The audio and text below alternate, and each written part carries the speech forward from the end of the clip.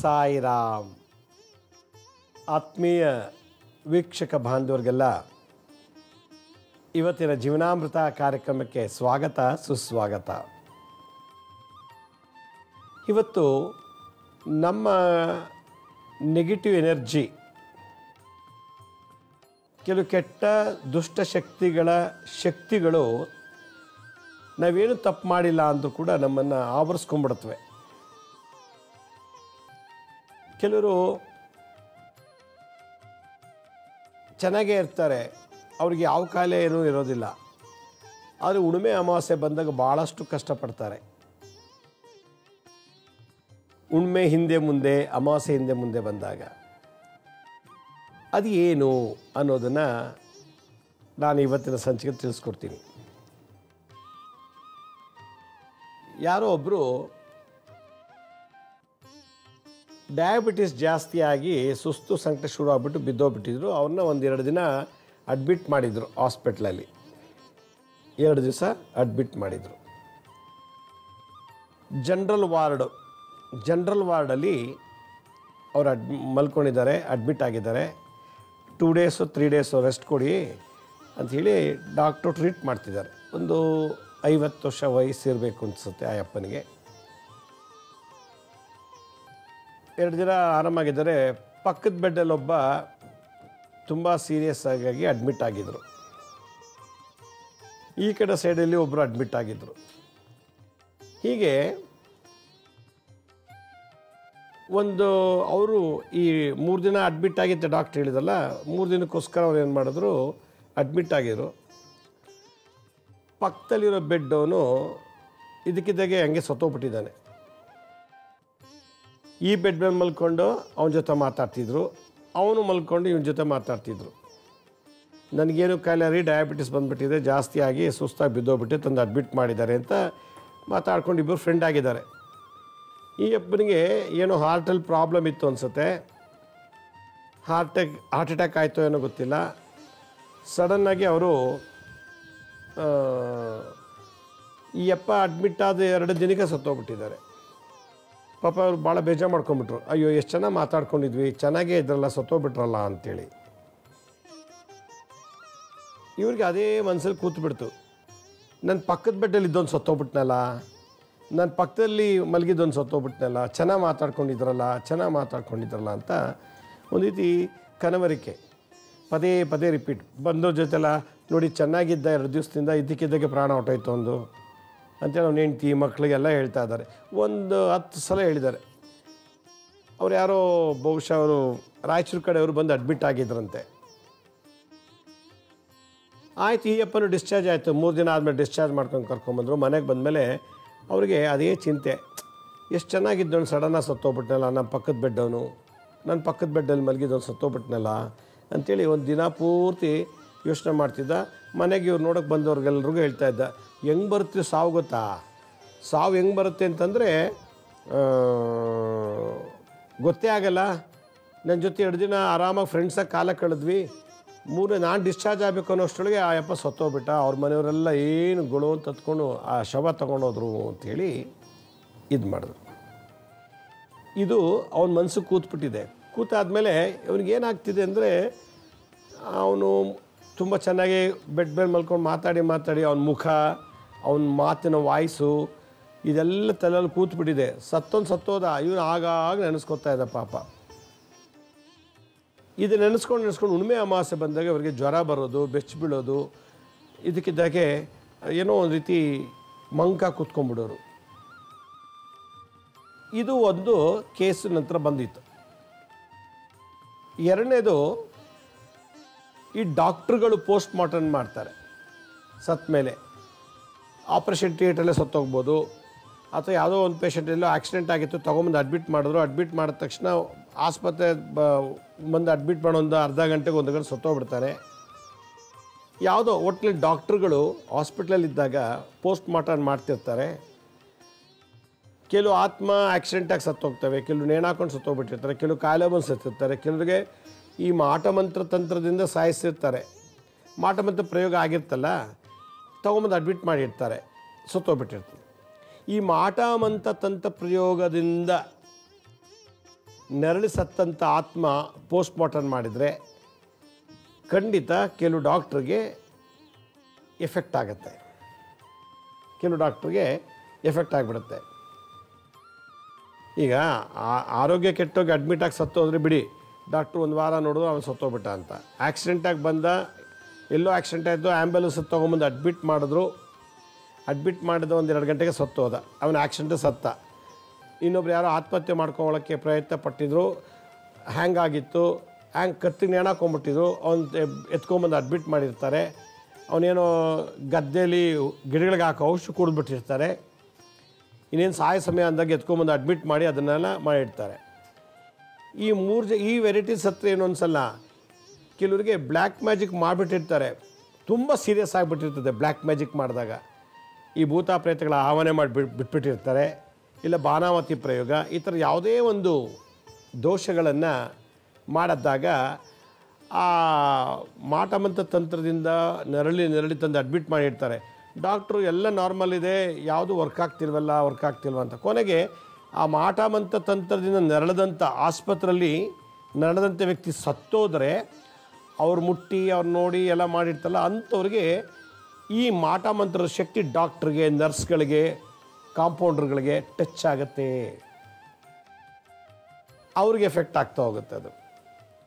ಏಕೆಂದರೆ ಈ ಯಾವುದೋ ಒಬ್ಬ ವ್ಯಕ್ತಿಗೆ ಮಾಟಮಂತ್ರ ಮಾಡಿರ್ತಾರೆ, ಅವ್ನು ಸತ್ತೋದ, ಆ ಎನರ್ಜಿ ವಾಪಸ್ ಎಲ್ಲೋಬೇಕು, ಮಾಡಿದಂಥ ಮಾಂತ್ರಿಕರ ಹತ್ರಕ್ಕೆ ಹೋಗ್ಬೇಕು. ಆದರೆ ಅದು ಏನಾಗುತ್ತದು, ಇನ್ನು ನೆಕ್ಸ್ಟ್ ಇನ್ಯಾರಿದ್ದಾರೋ ಅವನಿಗೆ ಡಾಕ್ಟ್ರು, ನರ್ಸು ಅಥವಾ ಕಾಂಪೌಂಡ್ರಿಗೆ ಟಚ್ ಆಗಿಬಿಡ್ತದೆ, ಅಟ್ಯಾಕ್ ಆಗಿಬಿಡ್ತದೆ. ಅಂಥವ್ರು ಮನೆಯಲ್ಲಿ ಬಂದಾಗ ಹುಣ್ಣಿಮೆ ಅಮಾವಾಸ್ಯೆ ದಿವಸ ಇದಕ್ಕೆ ತಲೆ ದಿಮ್ ಅನ್ನೋದು, ತಲೆ ಭಾರ ಆಗೋದು, ಮೈಕೈಯೆಲ್ಲ ನೋವು ಬರೋದು, ನಿದ್ದೆ ಬರೋದಿಲ್ಲ, ಅಮಾವಾಸ್ಯೆ ಹುಣ್ಣಿಮೆ ದಿವಸ ಎಲ್ಲ ಬೆಚ್ಚಿಬಿಡೋದು, ಅಮಾವಾಸ್ಯೆ ಹುಣ್ಣಿಮೆ ದಿವಸನೇ ಜ್ವರ ಬರುತ್ತೆ. ಆಗ ಡಾಕ್ಟ್ರು ಅಥವಾ ನರ್ಸು ಅಥವಾ ಕಾಂಪೌಂಡು ಅಮಾವಾಸ್ಯೆ ಹುಣ್ಣಿಮೆ ದಿವಸ ಎಲ್ಲ ರಜಾ ಹಾಕ್ಬಿಡ್ತಾರೆ. ಅವರು ಆಸ್ಪತ್ರೆ ಮೇಲೆ ಉಡ್ತಾರೆ ಸಾಯ್ತಾರೆ. ಉಡೋದು ಒಂದಾದರೆ ಸಾಯೋದಲ್ಲಿ ಯಾರೋ ಮಾಟಮಂತ್ರದಿಂದ ನೆರಳಿ ಸತ್ತೋಗ್ಬೋದು, ಹಾಸ್ಪಿಟ್ಲಿಗೆ ಬಂದು, ಇಲ್ಲ ಆಕ್ಸಿಡೆಂಟಾಗಿ ಸತ್ತೋಗ್ಬೋದು, ಇಲ್ಲ ನೇಣು ಹಾಕೊಂಡಿರೋ ಸ್ಥಿತಿಲಿ ಬಂದು ಅಡ್ಮಿಟ್ಟಾಗಿ ಸತ್ತೋಗ್ಬೋದು, ಇಲ್ಲ ದೊಡ್ಡ ಕಾಯಿಲೆಯಲ್ಲಿ ಸತ್ತೋಗಿರ್ಬೋದು, ಇಲ್ಲ ಆಪ್ರೇಷನ್ ಥಿಯೇಟ್ರಲ್ಲಿ ಪ್ರಾಣ ಹೊಟ್ಟೋಗಿರ್ಬೋದು. ಅದರಿಂದ ಆಪ್ರೇಷನ್ ಥಿಯೇಟ್ರಲ್ಲಿ ನೆಗೆಟಿವ್ ಎನರ್ಜಿ, ವಾರ್ಡ್ಗಳಲ್ಲಿ ನೆಗೆಟಿವ್ ಎನರ್ಜಿ, ಪೋಸ್ಟ್ ಮಾರ್ಟಮ್ ಮಾಡೋ ಜಾಗದಲ್ಲಿ ನೆಗೆಟಿವ್ ಎನರ್ಜಿ, ಇಲ್ಲಿ ದೈವಶಕ್ತಿಗಳಿರೋದಿಲ್ಲ, ನೆಗೆಟಿವ್ ಎನರ್ಜಿ ಇರುತ್ತೆ. ಅದಕ್ಕೆ ಈ ಥರ ಆಸ್ಪತ್ರೆಯಿಂದ ತೊಗೊಂಬಂದ್ಬಿಟ್ಟು ಮನೇಲಿ ನೆರಳುವಂಥ ಶಕ್ತಿಗಳು, ಆಸ್ಪತ್ರೆಗೆ ಹೋದರು, ಅಡ್ಮಿಟ್ ಆಗಿದ್ದರು, ಅವನು ಯಾವನೋ ಸತ್ತೋದ, ಅವನ ಬಗ್ಗೆ ನೆನೆಸ್ಕೊಂಡು ಮನೆಗೆ ಬಂದು ಇವ್ರಿಗೆ ಹುಣ್ಣಿಮೆ ಅಮಾವಾಸ್ಯೆಲ್ಲ ಜ್ವರ, ತಲೆ ಧಿಮ್ ಅನ್ನೋದು, ವಿಚಿತ್ರವಾದ ಭಾವನೆಗಳು, ಕನಸುಗಳು, ಅಳೋದು ಮಾಡ್ತಾರೆ. ಈ ಥರ ಆಸ್ಪತ್ರೆಯಲ್ಲಿ ಹೋಗಿ ಅಲ್ಲಿಂದ ಎಳ್ಕೊಂಬಂದಿರೋ ನೆಗೆಟಿವ್ ಎನರ್ಜಿ ಮನೆಗೆ ಬಂದಾಗ ಅಮಾವಾಸ್ಯೆ ಹುಣ್ಣಿಮೆಯಲ್ಲಿ ನಮಗೆ ಪ್ರಾಬ್ಲಮ್ ಮಾಡುತ್ತೆ. ನಮ್ಮ ಈಗಿನ ಒಂದು ಮಾಡರ್ನ್ ಟೆಕ್ನಾಲಜಿನಲ್ಲಿ, ಕಂಪ್ಯೂಟರ್ ಯುಗದಲ್ಲಿ ಏನು ಬೇಕಾದ್ರೂ ಸಾಧಿಸ್ಬೋದು, ಏನು ಬೇಕಾದ್ರೂ ಮಾಡ್ಬೋದು. ಒಂದು ಲವ್ ಕೇಸಲ್ಲಿ ಫೇಲ್ಯೂರ್ ಆಯಿತು ಅಂಥೇಳಿ ಒಂದು ಹುಡುಗ ವಿಷ ಕುಡಿದ್ಬಿಟ್ಟು ಸತ್ತೋಗ್ಬೇಕು ಅಂತೇಳಿ ವಿಷ ಕುಡಿದ್ಬಿಟ್ಟಿದ್ದಾನೆ. ಅವನು ಬಿದ್ದು ಒದ್ದಾಡೋದು ಯಾರೋ ಒಬ್ಬರು ನೋಡಿದ್ದಾರೆ, ಸಡನ್ನಾಗಿ ಎತ್ಕೊಂಬಂದು ಅವನ ಹಾಸ್ಪಿಟ್ಲಿಗೆ ಅಡ್ಮಿಟ್ ಮಾಡಿದ್ದಾರೆ. ಡಾಕ್ಟ್ರು ಅದೇನು ಕುಡ್ದಿದ್ನೋ ಗೊತ್ತಿಲ್ಲ, ಸ್ಲೀಪಿಂಗ್ ಟ್ಯಾಬ್ಲೆಟ್ಸ್ ತೊಗೊಂಡಿದ್ನೋ, ಅದು ಯಾವುದೋ ಗದ್ದೆಗೋ ಹೊಲಕ್ಕೋ ಹಾಕೋ ಕೆಮಿಕಲ್ಸ್ ಇರ್ತದಲ್ಲ ಅದನ್ನು ಕುಡ್ದಿದ್ನೋ ಏನೋ ಗೊತ್ತಿಲ್ಲ. ಕೆಲವ್ರು ಹೇಳ್ತಾರೆ ಈ ಜಿರಳೆ ಸಾಯಿಸ್ಲಿಕ್ಕೆ ಇಡ್ತಲ್ಲ ಔಷಧಿ ಅದನ್ನು ಕುಡಿದ್ಬಿಟ್ಟಿದ್ದ, ಇಲಿ ಸಾಯಿಸೋಕ್ಕೆ ಇಡ್ತಲ್ಲ ಅದನ್ನು ಕುಡಿದ್ಬಿಟ್ಟಿದ್ದ ಅಂಥೇಳಿ ಏನೋ ಹೇಳ್ತಾರೆ. ಒಟ್ಟಿನಲ್ಲಿ ಕುಡ್ದಾದ ಒಂದು 5 ಗಂಟೆ ತನಕ ಹೆಂಗೋ ಇದ್ದ. 5 ಅವರ್ ಆದಮೇಲೆ ಅವ್ನು ಪ್ರಾಣ ಬಿಟ್ಬಿಟ್ಟ. ಈ ಪ್ರಾಣ ಬಿಟ್ಟ ಮೇಲೆ ಅವನೇನು ಮಾಡಿದ್ದಾರೆ, ಅವನು ಶವ ಸಂಸ್ಕಾರ ಎಲ್ಲ ಆಯಿತು, ಪೋಸ್ಟ್ ಮಾರ್ಟಮ್ ಮಾಡಿಕೊಟ್ರು, ಶವ ಸಂಸ್ಕಾರ ಎಲ್ಲ ಆಯಿತು. ಆ ಆತ್ಮ ಬಲವಂತವಾಗಿ ಸತ್ತಿರೋದು, ದೈವದತ್ತವಾಗಿ ಸತ್ತಿಲ್ಲ, ಪ್ರಕೃತಿ ದತ್ತವಾಗಿ ಸತ್ತಿಲ್ಲ. ಅಂದರೆ ಅವನಿಗೆ ಆಯುಸ್ ತುಂಬಿ ಸತ್ತಿಲ್ಲ, ಇನ್ನೂ ಆಯುಸ್ಸಿತ್ತು, ಆತ್ಮಹತ್ಯೆ ಮಾಡ್ಕೊಂಬಿಟ್ಟ. ಆ ಸೋಲು ರಾತ್ರಿ ಹೊತ್ತು ಮಲಗಿದ್ದಾಗ ಯಾರು ಲವ್ ಮಾಡ್ತಿದ್ನಲ್ಲ ಆ ಹುಡುಗಿ ಮೇಲೋ ಪ್ರಯೋಗ ಆಗುತ್ತದು. ಹುಡುಗಿ ಮೇಲೆ ಅಮಾವಾಸ್ಯೆ ಹುಣ್ಣಿಮೆ ದಿವಸ ಆ ಹುಡುಗಿ, ಯಾಕೆಂದ್ರೆ ಅವ್ನಿಗೆ ಯಾರೂ ಇಷ್ಟ ಇಲ್ಲ, ಮದುವೆ ಮಾಡಲಿಕ್ಕೆ ಆಸ್ಪತ್ರೆ ಕೊಡಲಿಲ್ಲ ಅವ್ರಿಗೆ, ಮದುವೆ ಮಾಡ್ಸೋಕ್ಕೆ ಎಲ್ಲ ವಿರೋಧ ಮಾಡಿದ್ರು.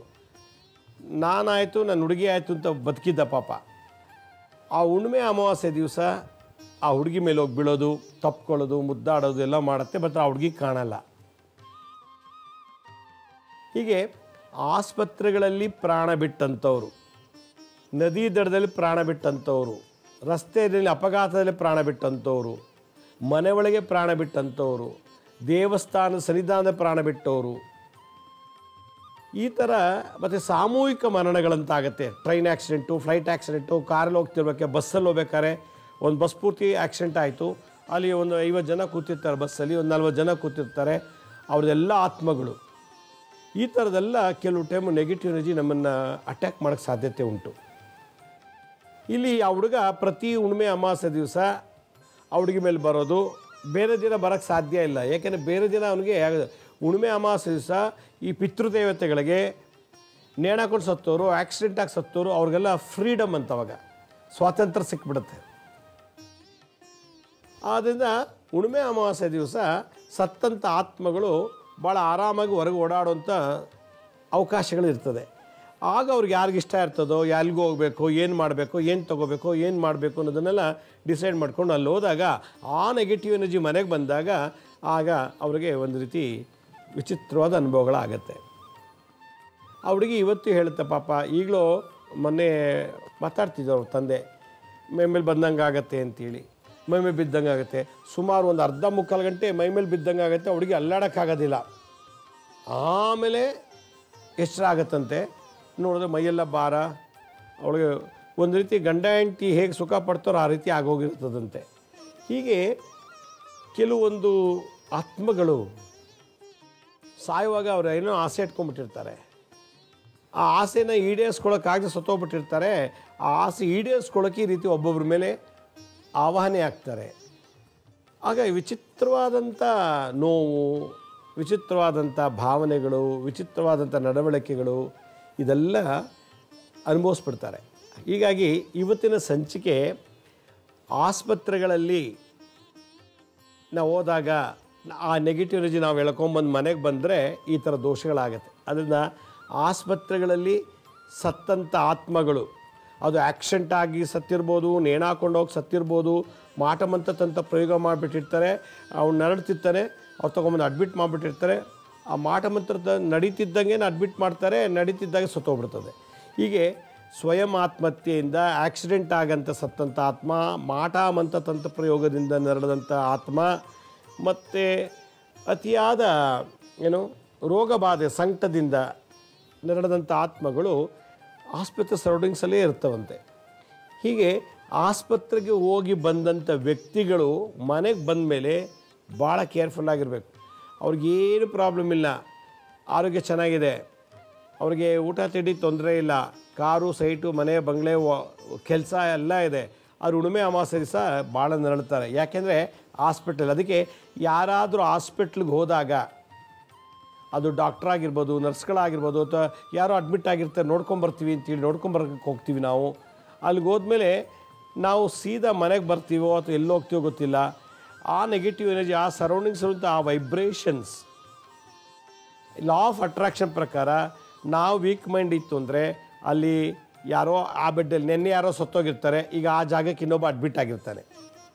ಈ ಬೆಡ್ಡಲ್ಲಿ ಇಬ್ಬರು ಸತ್ತಿದ್ರು ಒಂದು ವಾರದಲ್ಲಿ, ಈಗ ಬೆಡ್ ಕಾಲಿದೆ, ಇನ್ನಿಬ್ಬರು ತಂದು ಅಡ್ಮಿಟ್ ಮಾಡ್ತಾರೆ. ಇನ್ನೊಂದು ಬೆಡ್ಡಲ್ಲಿ ಹೋದ ತಿಂಗಳಲ್ಲಿ 3 ಸಾವಾಗಿತ್ತು, ಆ ಜಾಗಕ್ಕೆ ಇನ್ನೊಬ್ಬ ಬಂದು ಅಡ್ಮಿಟ್ ಮಾಡಿ ಅಲ್ಲಿ ಮಲಗಿರ್ತಾರೆ. ಆ ಒಂದು ವಾಸ್ತು, ಆ ವೈಬ್ರೇಷನ್ ಒಂದು ಎನರ್ಜಿ ಲೆವೆಲ್ಲು ನಮಗೆ ಕಾಯಿಲೆನೂ ಕ್ಯೂರ್ ಮಾಡಲ್ಲ. ಅಕಸ್ಮಾತ್ ಮನೆಗೆ ಡಿಸ್ಚಾರ್ಜ್ ಮಾಡ್ಕೊಂಡು ಮನೆಗೆ ಬಂದು ಕೂಡ ನಮ್ಮನ್ನು ಬಿಡೋದಿಲ್ಲ. ಈ ರೀತಿ ಸೋಂಕುಗಳನ್ನು ನಾವು ಭಾಳ ಕೇರ್ಫುಲ್ಲಾಗಿ ಡೀಲ್ ಮಾಡಬೇಕು.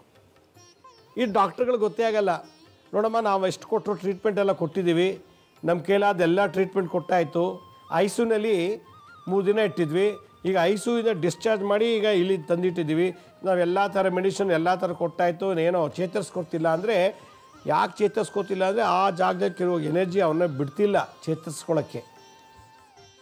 ಇದು ಒಂದು. ಇವ್ರು ನೋಡ್ಕೊಳ್ತಾ ಕೂತಿದ್ದಾರಲ್ಲ ದಿನ ಬೆಳಗ್ಗೆ ಸಂಜೆ ಹಾಸ್ಪಿಟ್ಲಲ್ಲಿ ಪೇಷಂಟ್ ಪಕ್ಕ, ಆ ಪೇಷಂಟ್ ಬೆಡ್ ಮೇಲೆ ಮಲಗಿರ್ತಾನೆ, ಇವರು ಒಂದು ಕಡೆ ಮಲ್ಕೋತಾರೆ ರಾತ್ರಿ ಹೊತ್ತು, ಪೇಷಂಟ್ಗೋಸ್ಕರ ಸೌಕರ್ಯ ಮಾಡ್ತಿರ್ತಾರೆ, ಆರೈಕೆ ಮಾಡ್ತಿರ್ತಾರೆ. ಇವ್ರು ಡಿಸ್ಚಾರ್ಜ್ ಆದ್ಮೇಲೆ ಅವರು ಮಲ್ಕೊಂಡ್ಬಿಡ್ತಾರೆ, ಅವ್ರಿಗೆ ಮನೇಲಿ ಬಂದಾಗ ಏನೋ ತೊಂದರೆ ಆಗಿಬಿಡುತ್ತೆ. ಅದರಿಂದ ಆಸ್ಪತ್ರೆ ಒಂದು ನೆಗೆಟಿವ್ ಎನರ್ಜಿ ಇರುವಂಥ ಸ್ಥಳ, ದೇವಾಲಯಗಳು ಪಾಸಿಟಿವ್ ಎನರ್ಜಿ ಇರುವಂಥ ಸ್ಥಳ.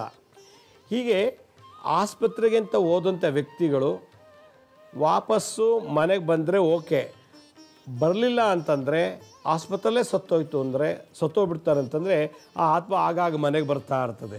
ಯಾಕೆಂದರೆ ಅದು ಆಕ್ಸಿಡೆಂಟಾಗಿ ಸತ್ತಿರೋದು, ನೇಣಾಕೊಂಡು ಸತ್ತಿರೋದು, ಮಾಟಮಂತ್ರ ಬಾಧೆಯಿಂದ ನರಳಿ ಸತ್ತಿರೋದು.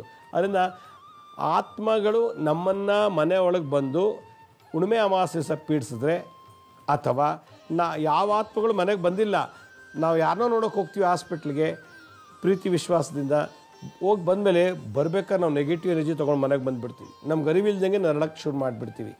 ಯಾರಾದರೂ ಚೆನ್ನಾಗಿರೋ ವ್ಯಕ್ತಿಗಳು ಆಸ್ಪತ್ರೆಗೆ ಯಾರೋ ಅಡ್ಮಿಟ್ ಆಗಿದ್ದಾರೆ, ನೋಡ್ಕೊಂಡು ಬರೋಣ ಅಂತ ಹೋದವರು ಆಸ್ಪತ್ರೆಯಲ್ಲೇ ಸತ್ತೋಗಿರ್ತಾರೆ. ಅಂಥವನ್ನ ನಾವು ನೋಡೋಕ್ಕೆ ಅಂತ ಹೋಗ್ತೀವಿ ಹಾಸ್ಪಿಟ್ಲಿಗೆ, ಅಥವಾ ನಾವು ಪೇಷಂಟ್ನ ನೋಡೋಕ್ಕೆ ಅಂತ ಹೋದಾಗ ಸತ್ತಿರಲ್ಲ, ಚೆನ್ನಾಗೇ ಇರ್ತಾರೆ.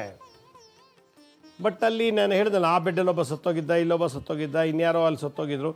ಆಸ್ಪತ್ರೆಗೆ ಹೋಗಿದ ತಕ್ಷಣ ನಾವು ಪವಿತ್ರರಾಗೋದಿಲ್ಲ, ನಮಗೆ ಜೊತೆಗೆ ಅವರನ್ನು ಡ್ಯಾಮೇಜ್ ಮಾಡುತ್ತೆ. ಅದಕ್ಕೆ ಮನೆ ಬಂದ ತಕ್ಷಣ ನಾವೇನು ಮಾಡಬೇಕು? ಫಸ್ಟು ನಾವು ಮಾಡಬೇಕಾದ ಕರ್ತವ್ಯ ಅಂದರೆ ಆಸ್ಪತ್ರೆಯಿಂದ ಎಳ್ಕೊಂಬಂದಿರೋವಂಥ ಆ ನೆಗೆಟಿವ್ ಎನರ್ಜಿ, ಸತ್ತಿರೋ ಆತ್ಮದ ಸೋಲು, ಅತೃಪ್ತ ಆತ್ಮಗಳು, ಅದು ನಿಮ್ಮ ಬಂಧುನೇ ಆಗಿರ್ಬೋದು, ನಿಮ್ಮ ಮಿತ್ರರೇ ಆಗಿರ್ಬೋದು, ಅಥವಾ ಯಾರು ನಮ್ಗೆ ಗೊತ್ತಿಲ್ಲ. ಹಾಸ್ಪಿಟ್ಲಿಗೆ ಹೋದ್ರೆ ನಮ್ಮನ್ನು ಅಟ್ಯಾಕ್ ಆಗಿರುತ್ತೆ. ಒಂದು ಸುಂದರವಾದ ಹುಡುಗಿ ಹಾಸ್ಪಿಟ್ಲಿಗೆ ಹೋದಾಗ ಅಲ್ಲಿ ಯಾವನೋ ಒಂದು 25-30 ವರ್ಷದ ಹುಡುಗ ಸತ್ತೋಗಿರ್ತಾನೆ. ಆ ಆತ್ಮ ಆ ಹುಡುಗಿ ನೋಡುತ್ತೆ. ನೋಡಿದಾಗ ಓ ಇವಳು ಎಷ್ಟು ಚೆನ್ನಾಗಿದ್ದಾಳೆ, ಎಷ್ಟು ಚೆನ್ನಾಗಿ ಅಂತ ಆ ಆತ್ಮ ಅವಳಿಂದನೇ ಫಾಲೋ ಮಾಡುತ್ತೆ. ಅವಳಿಗೆ ನಿದ್ದೆ ಬರೋಲ್ಲ, ಹೊಟ್ಟೆ ಉರಿ, ಸಂಕಟ, ತಲೆಭಾರ, ಕಣ್ಣಲ್ಲಿ ನೀರು ಬರೋದು, ಮೌನವಾಗಿ ಕೂತ್ಕೊಳ್ಳೋದು, ವಿಚಿತ್ರವಾಗಿ ಭಾವನೆ, ಈ ಥರದ್ದೆಲ್ಲ ನಡೀತಾ ಇರ್ತದೆ. ಹಾಸ್ಪಿಟ್ಲಿಂದ ಅಥವಾ ಶವಾಗಾರದಿಂದ ಡಾಕ್ಟ್ರಾಗಲಿ, ನರ್ಸ್ ಆಗಲಿ, ಅಥವಾ ಯಾರೇ ಆಗಿರಲಿ, ಹಾಸ್ಪಿಟ್ಲಿಂದ ಮನೆಗೆ ಬಂದಮೇಲೆ ತಕ್ಷಣ ಒಂದು ತಂತ್ರಪ್ರಯೋಗ ಮಾಡಬೇಕು. ಏನು ಮಾಡಬೇಕು? ಒಂದು ಚಮಚ ಕಪ್ಪು ಎಳ್ಳು, ಒಂದು ಚಮಚ ಕಪ್ಪು ಎಳ್ಳು ತೊಗೋಬೇಕು. ಕರಿ ಎಳ್ಳು 1 ಚಮಚ. ಶನಿಗ್ರಹ ಕರಿ ಎಳ್ಳು. ಶನಿ ಆಯುಷ್ಕಾರಕ, ಆಯುಷ್ಕಂಟಕಕ್ಕೆ ಅಧಿಪತಿ. ಶನಿ ಸಾವು ಹೇಗೆ ನಡಿಬೇಕು, ಹೆಂಗೆ ನಡೆಸಬೇಕು ಅನ್ನೋದಕ್ಕೆ ಜಡ್ಜ್ಮೆಂಟ್ ಕೊಡೋನು ಶನಿಗ್ರಹ. ಕರಿ ಎಳ್ಳು ಶನಿ. ಕರಿಬೇವು ಎಲೆಗಳು ಒಂದು 15-20 ಅಲ್ಲ ಒಂದು 10 ತೊಗೊಳ್ಳಿ, ಅದು ಶನಿಗ್ರಹನೇ. ಕರಿಬೇವು. ಕೆಂಪು ಉದ್ದಿನ ಬೇಳೆ ಬರ್ತದೆ, ಅಂಗಡಿಲಿ ಸಿಗುತ್ತೆ ಕೆಂಪು ಉದ್ದಿನ ಬೇಳೆ, ಅದು ಕುಜಗ್ರಹ, ಮಂಗಳ. ಇನ್ನೊಂದ್ಸಲ ರೀತಿ ಕರಿ ಎಳ್ಳು 1 ಚಮಚ, ಒಂದು 10-12 ಕರಿಬೇವು ಸೊಪ್ಪಿನ ಎಲೆ, ಕೆಂಪು ಉದ್ದಿನ ಬೇಳೆ ಒಂದು 2 ಚಮಚ ತೊಗೊಳ್ಳಿ, ಯಾರು ಉದ್ದಿನ ಬೇಳೆ. ಇದ್ರ ಜೊತೆಗೆ ಲವಂಗ ಒಂದು 5-6 ಲವಂಗ ತೊಗೊಳ್ಳಿ. ಒಂದು 5-10 ಒಣಮೆಣಸಿನ್ಕಾಯಿ. ಒಣಮೆಣಸಿನ್ಕಾಯಿ ನೋಡಿ, ಲವಂಗ ಶನಿ ಪ್ಲಸ್ ಬುಧ. ಲವಂಗದಲ್ಲಿ ಬುಧ ಗ್ರಹ ಮತ್ತು ಶನಿ ವಾಸ ಮಾಡ್ತಾರೆ, ಅದ್ರ ಕಾರಕತ್ವ. ಒಣಮೆಣಸಿನ್ಕಾಯಿ ಕುಜ ಮತ್ತು ಶುಕ್ರ.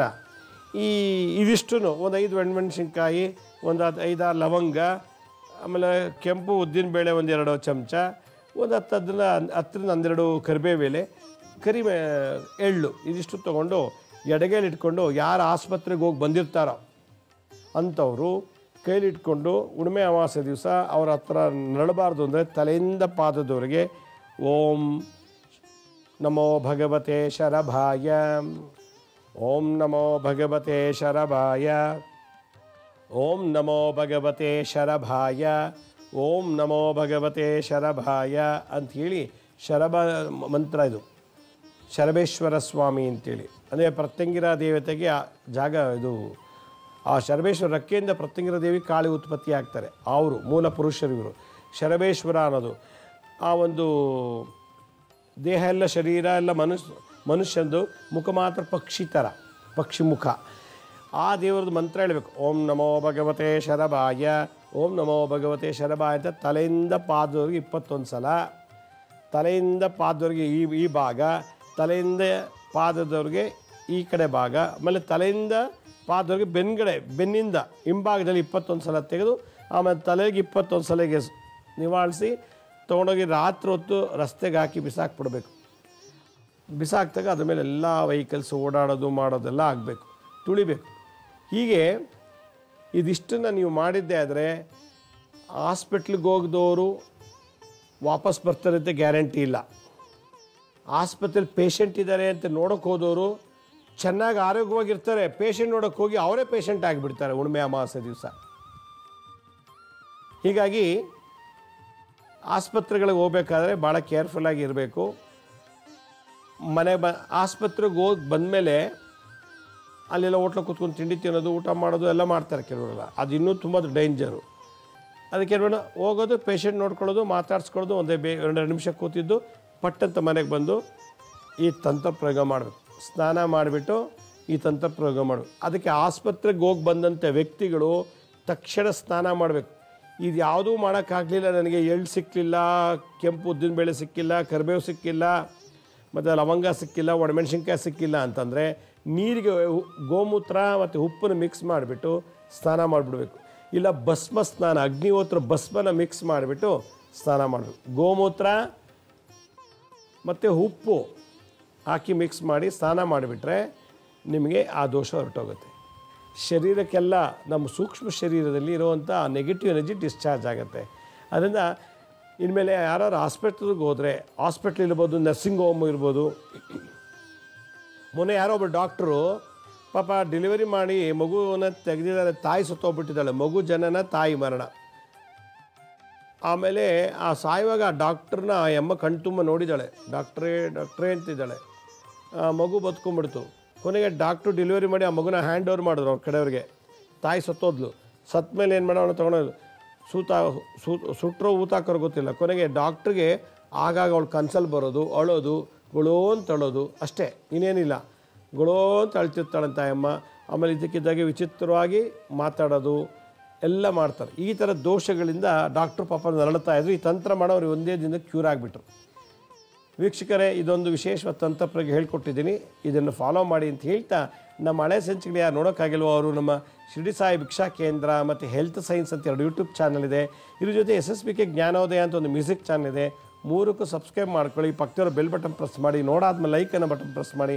ಆಮೇಲೆ ಆ ಲಿಂಕನ್ನು ನಿಮ್ಮ ಬಂಧು ಮಿತ್ರರಿಗೆ ವಾಟ್ಸಪ್ ಮುಖಾಂತರ ಅಥವಾ ಇಮೇಲ್ ಮುಖಾಂತರ ಶೇರ್ ಮಾಡಿ.